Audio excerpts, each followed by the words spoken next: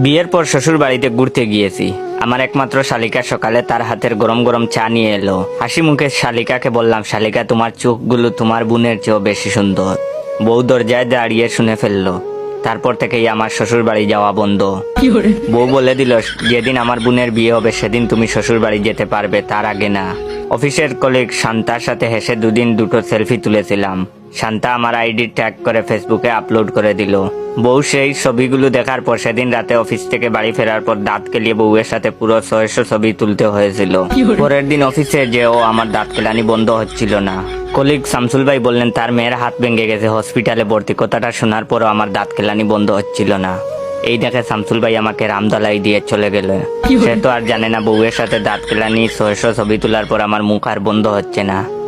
Office থেকে 4 দিনের ছুটি পেয়েছি। আজকাল বউয়ের মন মেজাজও ভালো।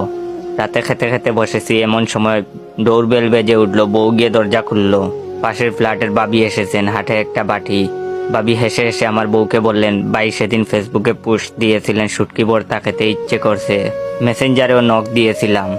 ভাই আমার কাছে শুটকি ভর্তা খেতে চেয়েছিলেন, তাই বানিয়ে নিয়ে এলাম। তারপর বউয়ের হাতে ভর্তা।